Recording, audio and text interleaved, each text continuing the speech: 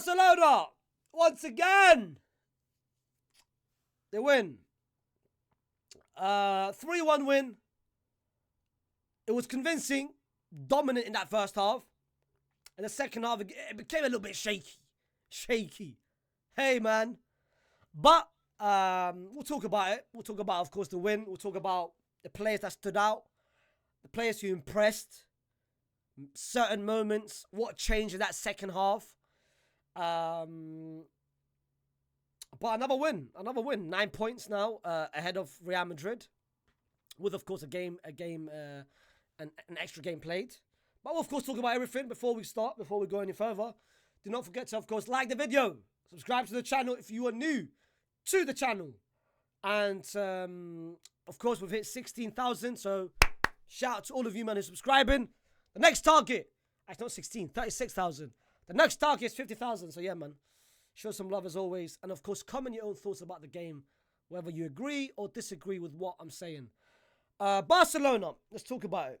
This is how they lined up.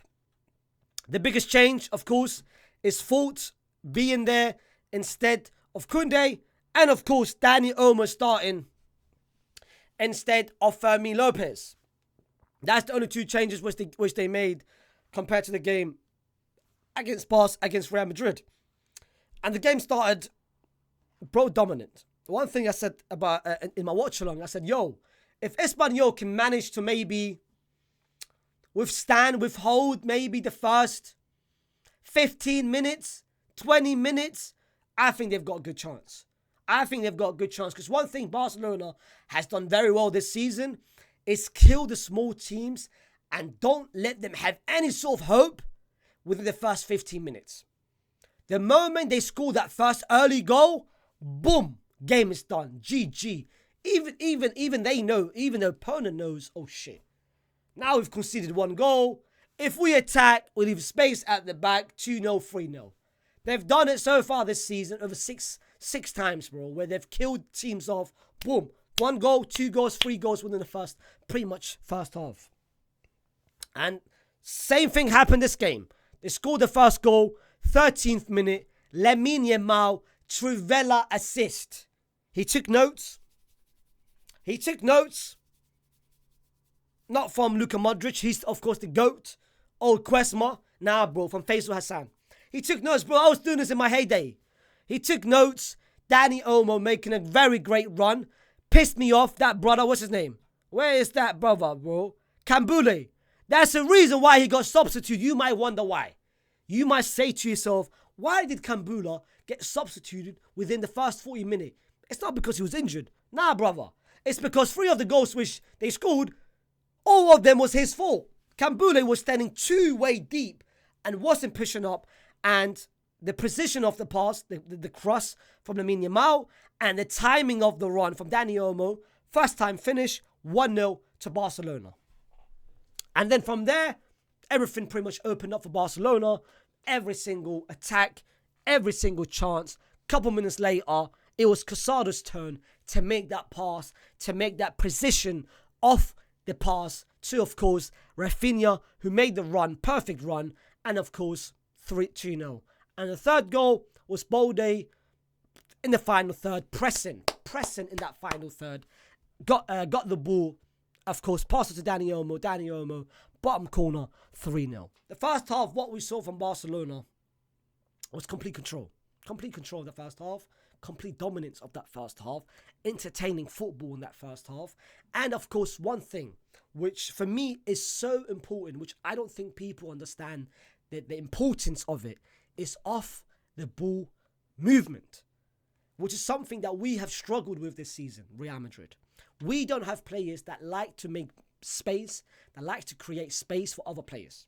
One thing that we have this season is players wanting to get on the ball. Sometimes not having the ball is much more important than you having the ball. Because if you are making the right space and the right movement, the ball will get to you. Why is, like, for example, I'm going to give you an example. Why, let's say Pedri had the ball. The second goal, Casado. Casado had the ball. Raphinha could have easily asked for the ball, demanded the ball. But Pedri's doing that. Pedri's next to Casado. Lamine Yamal was there. Olmo was there. But why are you going to be another person, another body in that midfield? If you make the right decoy and if you make the right movement, the opponents, of course, they are going to mark, they're going to be on Pedri, on Lamine, on Olmo. But one thing that the biggest difference of Raphinha from last season, this season, has been his off-the-ball movement. He's realised, maybe I don't need to touch the ball 1 time, 2 times, 3 times. I can touch it maybe 20 times, but I'll still get my chances. And this is the second goal. His second goal is the perfect demonstration. He made the right movement, got the ball, great IQ to stay on side, and once again, Casado find him perfectly. But the mistake, once again, Kambule for not pushing up. And that's what's the story of that first half, where Espanyol, the players were so deep, they weren't understanding the offside trap. Unlike Barcelona, where first half, they literally disallowed goal in that first half. Forget the first half, the whole game in general. Barcelona managed to play the offside trap as perfection as they've done this whole season. Real Madrid, and of course this game where how many times offside? 6 times offside. And bro, out of those 6 times, 2 of them was goals. 2 of them was goals. And once again, it's a credit to that back line, and specifically Kubasi. Because there's so many moments where I look at Kubasi in that offside trap, and I look at how smart he is, where he understands the ball is about to be made. But before he gets released, he is so smart to literally push up and to make sure he's standing in onside position. And that's what they've done. That first half, all 4 of them did well as a unity. The second half was different. The second half, Barcelona thought, you know what, it's going to be, let's play complacent. Let's play chill. Which is what they've done pretty much throughout this whole season. Like, in the first half, boom, boom, boom. Momentum, pressure, final third, win the ball with high tempo. And the second half, they slow things down. Against Bayern Munich, they slow things down. Against Seville, they slow things down in the second half. Alaves, they slow things down. Young boys, they slow things down. So one thing Barcelona this season has done very well is they've managed to keep and to retain as much energy as possible. And they thought today could be another game. But Espanyol did well. Espanyol said to themselves, you know what? Let's try. That's no reason to back down. Let's try it. They got that goal. And a big problem of that for Barcelona was this brother. Hector thought he was exposed. He was exposed in that second half. Exposed so badly because the first 15, 20 minutes of that first half, 25 minutes of that first half, every attack from Espanyol came from his side. It came from his side. Like, I think the manager of Espanyol basically said to his players, yo, let's attack him. He's the weak point. He's the liability. Let's attack him. Let's try to attack the left-hand side. Which is why, what's his name? Hansi Flick realized, and bro, they changed position. They realized that, yo, that left-hand side has been attacked so bad. He was getting abused, bro. Wallah, he was getting abused. So that's like, you know what, let's change position. Then, they start attacking the right-hand side. They're like, oh, bro, wherever you go, we are putting bodies on you. We're running trains on you. Wherever you go, we are not leaving you alone. You are barbecue chicken to us. And then Hansi Flick realized that, yo, you know what, go back. And then made the change. Made the change. Brought my man.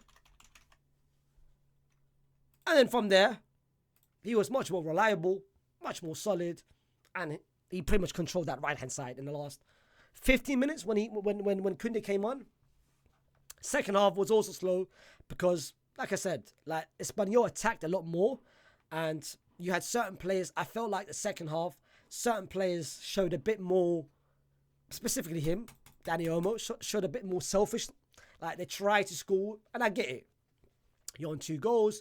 You want to get your 3rd goal. You're trying to be selfish. I hear it, but that's the reason why he was taken off. Because now certain moments I felt like, especially in that first half as well, and in that second half, I felt like the pass was available.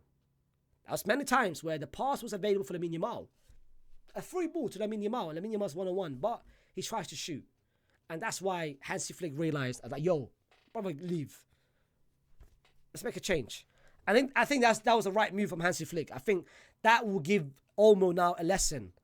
Yes, you got 2 goals, but the team is bigger than the player. I don't care if you got 2 goals. I don't care if you've got 4 goals. I don't care if you've got 10 goals. Pass the ball next time, which I think is a lesson to Dani Olmo. My best 3 players of the game, it's not going to be who you guys think. It's not going to be who you guys think. You guys, I mean, let's have a look at what FootMob said. Again, my ratings has always been, you guys have watched my content enough. You guys have watched my content enough to understand why my ratings is very different to all of these people's ratings. Like in here, they have got Dani Olmo as man of the match. They've got Raphinha as the second best player. And they have got Inigo Martinez as the third best player. My ratings, bro, as simple as that. None of those 3 players which they have rated are my top 3 players of the game. And that's why I say to a lot of people, if you guys don't watch the game, my biggest advice and my biggest lesson to you guys, don't go and FootMob or Surfer School and believe that those ratings are accurate and those ratings is a justification of actually the game itself. They don't represent the game. Those Surfer Schools and the ratings apps, I've said it for a long time, they are metrics. It's AI. So anything that you do, like a pass, a tackle, your rating goes up. A goal, it goes even higher. So there's a reason why every time you score a goal or assist, your rating will essentially be higher. But my best 3 players of the game, I'm going to be real. 3rd place, I'm going to give it Marc Casado. What a player. Honestly. Bro, like this season has been a complete surprise, Ak. A complete surprise on what he's made this season his own. Bro, his own. Bro, he's made it his own. And he's made this position his own. And that's why you are seeing why a lot of Barcelona fans are saying, oh, our best 11 has to have Marc Casado in. And I kind of hear it because he is literally a monster in that midfield. He is a monster. He's a warrior defensively and going forward. And now going forward, you're seeing he's telling everyone like, yo, I've got a bag. I've got a bag. I don't think I don't have a bag. I've got a bag. And this season, the passes that he's been making, bro, bags, bro, bag. Secondly, Balde, bro. Like, I honestly think every Barcelona fans, if you don't appreciate his impact, then bro, then I think you guys look at the game on a GA perspective. The guy was so important. Defensively, he was important. Like that goal in the offside in the first half, where Espanyol, where the goal got disallowed offside, it was because of him where he pushed up to make sure the offside trap was working to perfection. I think he's now understanding the offside trap perfectly, and defensively when he went on the right hand side, he was stopping him. And going forward, he was making the right runs, the assist as well, to pretty much Dani Olmo for that 3rd goal. But my man of the match is someone who, in terms of ratings, he was rated, bro, Force got 7%. Bro, that's the reason why those rating apps are misleading as hell. My best player is someone, 1, 2, 3, 4, 5, 6, 7. 7 players are rated higher than him. That's Pedri. Pedri, bro. He was the best player. In my opinion, he was the best player of the game. And that first half, the reason why Barcelona played so well in that first half is because he had his fingerprints on every single attack. He had his fingerprints on every single attack. And Pedri is like one of those players which I've said it for a while. His GAs doesn't really represent who he is. Like the same way Cruz was at Real Madrid. Luka Modric at Real Madrid. Iniesta at Barcelona. Busquets, Xavi, and those players. Pirlo. Like certain players, bro, you shouldn't look at them for GAs purposely. Like purely for GAs. For a lot of players, like he's one of them. Like his game and his impact is bigger than just GA. It's actually the game. Like all 3 goals, his fingerprints was on all 3 goals. Specifically that first goal. Like he controlled the first goal. Every attack was created and designed by him.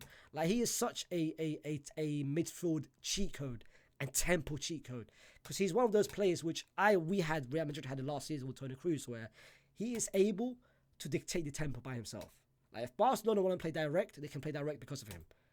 If they want to control the games, they can control games. If they want to play slow, they'll play slow because of him. So he is a cheat code when it comes to possession and what he does. And if you don't appreciate that, then why are you watching the game? Like, why are you watching? Bro, go watch F1, bro. Room. Go watch Hamilton and Van Stappen, bro. Van Stappen, Verbruggen, whatever his name is. That his Hamilton's Michael Hamilton's rival. What is it, like Van Strapen, whatever his name is, bro? Go watch him instead, bro. But that's, of course, my top 3 players of the game. Put down in the comments what you guys felt about the game and what you guys. But I mean, listen, quickly, a quick summary. Another win, 9 points now ahead of Madrid. We still need to make sure we win every game. Because you never know. It's a long season. We're still in November. We've literally entered November. You never know. Barcelona might have an off day the same way they did have against Osasuna. So we just need to make sure we win every single game. And have I lost hope? I haven't. I'm still hopeful that we can somehow do it. It's difficult. It's very difficult. But it's possible. We just need to make sure we win every game and pray that Barcelona drop 1 point, drop 2 points. Just drop something so we can take advantage of it. But let's see. But like I said, put down in the comments what you guys felt about the game. Don't forget to, of course, like the video. Subscribe to the channel. Like I said, there is now over 25% of you guys who watch the channel are not subscribed. I would appreciate if you guys could subscribe. I really want to hit 50,000 by the end of this year, by 2024. Like if we can make it happen, mucho gracias. Like I said, I try to be consistent as possible. And like I said, man, we will be here Tuesday. The hate along didn't go successful, unfortunately, but we'll be here Tuesday. Real Madrid, Milan, the first game back after El Clasico and the first game back after the robbery and the scandal of the Ballon d'Or. Vinicius Jr., it's going to be his game. Tuesday, 7:30. Be there!